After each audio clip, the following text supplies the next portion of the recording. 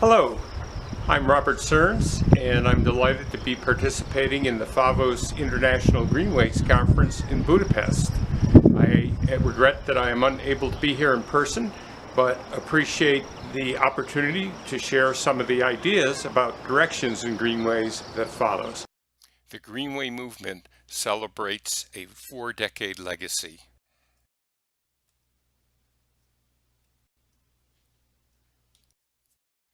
And it has transformed cities in very positive ways worldwide. And as my friend Chuck Flink likes to say, greenways are green infrastructure, taking those neglected places, turning them into places of value. Indeed, greenways are an investment. So what has changed since the Greenway movement began? Well, it's spread worldwide. We're seeing broader engagement in greenway activities, walking, biking, running, and the like. We see people making online connections to meet up and walk greenways and hold events with bike and trail and walking types of activities. We see a millennial generation gravitating toward urban areas and city centers in many nations who want these amenities like greenways and trails, and retiring baby boomers with more leisure time who want to remain fit, also wanting these types of amenities. And connected to that is a burgeoning health and fitness movement where people actually want to calibrate their daily physical activity to remain in better physical shape. There is that healing benefit, saving literally billions in healthcare costs in many countries.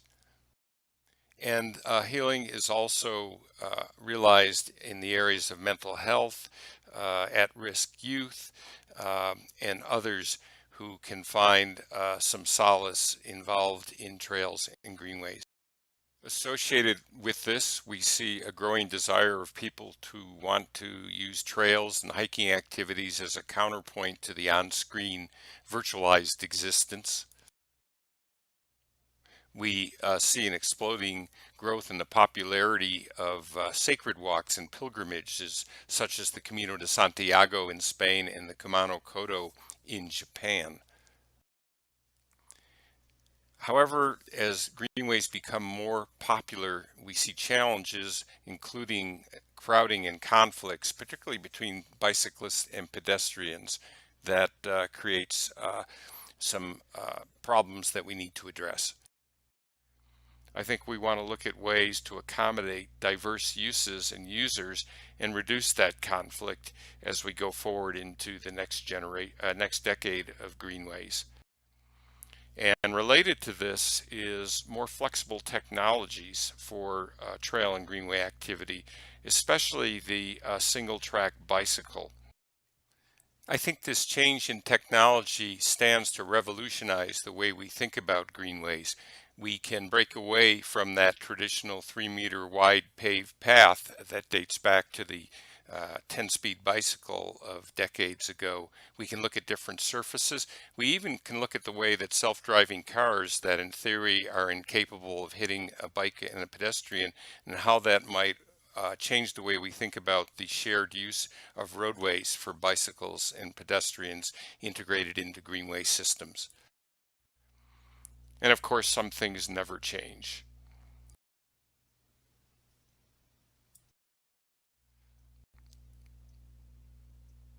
So given these considerations, what's next? I'm suggesting a concept I call front country ways. Ways to promote broader access and engagement. Front country ways are branded quality routes for walking and other non-motorized uses where appropriate. They're located both in and along the edges of cities. They interconnect and integrate with greenways, trails, sidewalk networks, and other ways that people can move about in a non-motorized way. I suggest 2 types of front country ways: gold medal walks or paseos and metro edgeways. So let's talk a little bit about gold medal walks. So when thinking about gold medal walks, we think about one of the motivations medical people put forward is 30 minutes a day of physical activity. So I've made a list of some of the kinds of things I think that will get people out on a regular basis. I think important in this list is having purpose and destinations for walks and bike rides, pleasant and safe, interesting routes, people being able to achieve measured fitness goals of so many steps per day. They need to feel safe and comfortable. Amenities, a place where you can buy a drink or a sandwich along the way, a place to exercise pets, opportunities to meet people and socialize, having branded corridors where you know there's a certain standard of quality and good wayfinding to find your way. And also they need to be convenient and readily accessible to people who have limited time in their days. So I'm suggesting the creation of these routes, and we might start with pilot projects to kind of get them out there, to prove the concept and get people engaging in these corridors. And these are systems that they integrate seamlessly with greenways, trails, and other modes, and mostly built on existing infrastructure. So I'm thinking about a network of locally accessible branded paths that are created by adapting and defining routes in the urban fabric. Closing gaps is an important part of this modality. We have in many cities quality sidewalks and trails, but there's a problem of connectivity. Simply put, the vision is to incorporate sidewalks, greenways, trails, and other walkable corridors into 10-kilometer routes, or it could be 10,000 step routes alternatively. I learned a key to this was connectivity and overcoming barriers.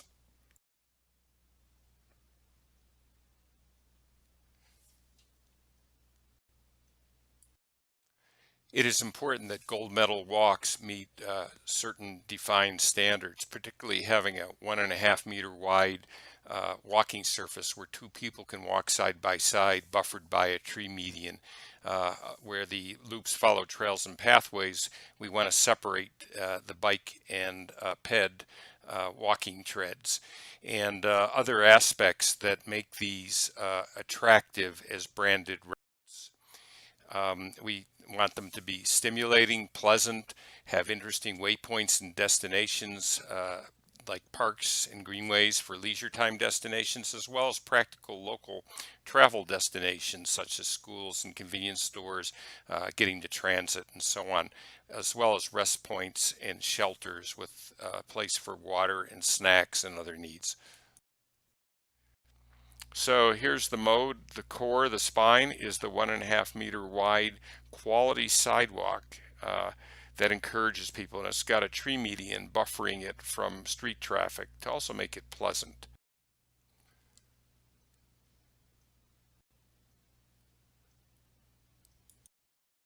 When we talk about branding and wayfinding, I'm talking about ideally literal placards 10 centimeter by 10 centimeter that actually are placed in the pavement so that people can follow the route, not necessarily having to have their digital device with them, and also that can give the route its own special identity.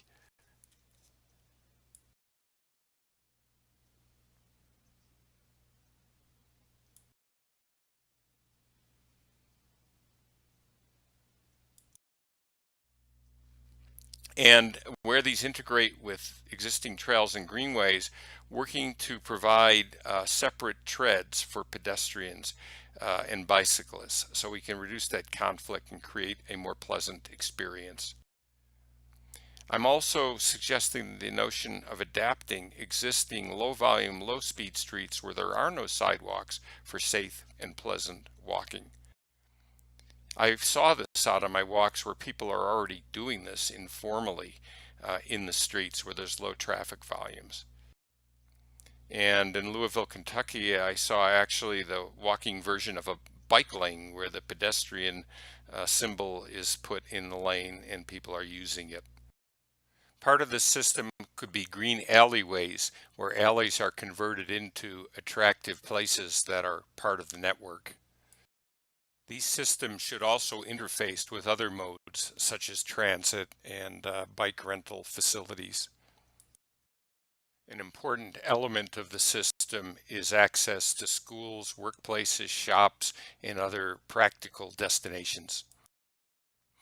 A good component of this system would be connecting that final couple of kilometers from the end of the transit line to destinations such as workplaces and residences. To test this idea, I went out and walked a number of places in the Metro Denver area, generally doing 10-kilometer walks. And one of the things I noticed or thought about is that if you can get some initial pilot projects built, they would spawn other loops, eventually creating hopefully regional networks of integrated walking routes accessible to multiple neighborhoods. In researching this, one place I noticed that they were building systems like this was Matsumoto, Japan, where they have 100 walking routes like this. So, to summarize the characteristics of a gold medal walk, they are welcoming, offering a predictable quality experience. They're accessible, meaning there's good access from doorsteps everywhere, ultimately. They have that layout quality that I talked about. There's connectivity. Okay, I cheated a little bit on the language there. They integrate with Greenways, trails, and other systems. Very importantly, they're stimulating, offering an outstanding walking experience. Next, I'd like to talk about the concept of Metro Edge ways. It's a little bit different concept for metro areas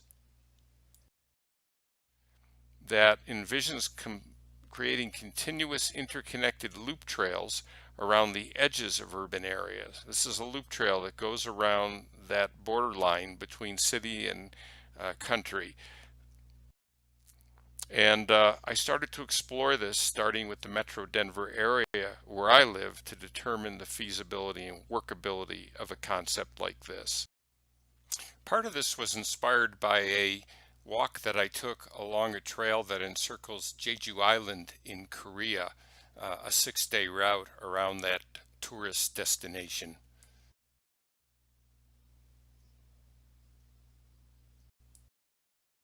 We looked at doing a 330-kilometer soft surface trail around the greater Denver area, a city of over 2 million people. The core of this is a rim trail, as I mentioned. It's 330 kilometers.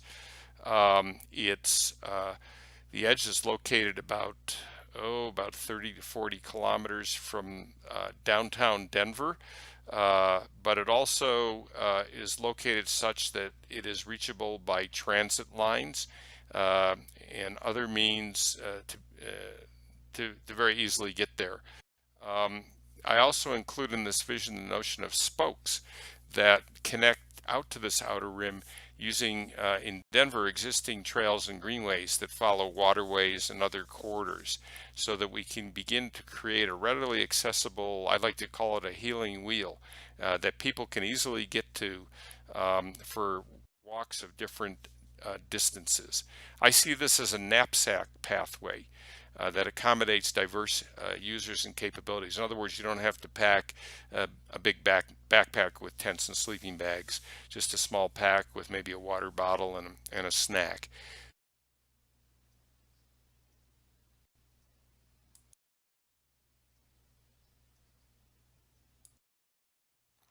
As a world-class trail, the Metro Loop meets certain important characteristics. It accommodates a diverse range of users.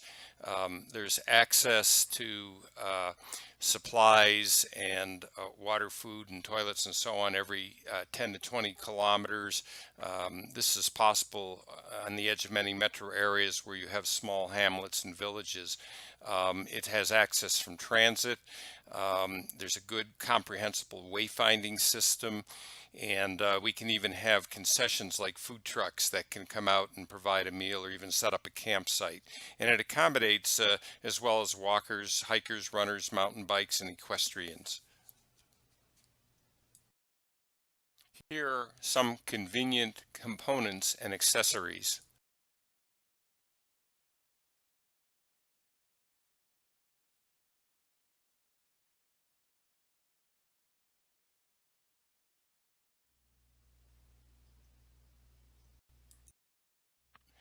The benefits are multifold, ranging from health and fitness to tourism to landscape preservation. It's also a less costly type of trail to build and maintain. And there's all kinds of opportunities for youth and volunteer engagement, pilgrimage walks, and I was particularly interested in the French and Korean models of having at-risk youth and as an alternative to prison sentences, sending them out on trails both for walks and improvement projects, maybe for a month or two as a sentence.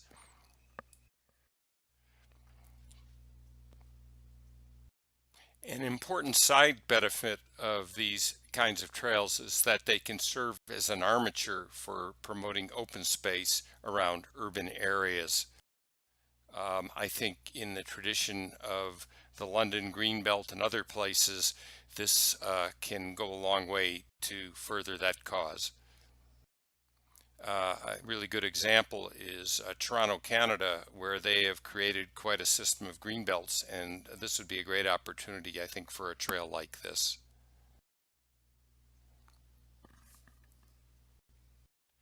This is especially true in Colorado, which is growing explosively. This also provides an alternative to weekend trips to more remote backcountry places and all the issues associated with that. I know our national parks in Colorado are quickly becoming overcrowded. I'm going to talk quickly about a few implementation steps to get this kind of trail built. We started with a clear and concise and hopefully inspiring vision document. In conjunction with the vision document, we actually went out and walked the 330-kilometer corridor to prove it can be done. We created a non-governmental entity to coordinate the multiple jurisdictions and agencies that would be involved. In many cases, we found that the project consisted of closing gaps between existing trails and backcountry roads. I'm going to close with a few images from our walk.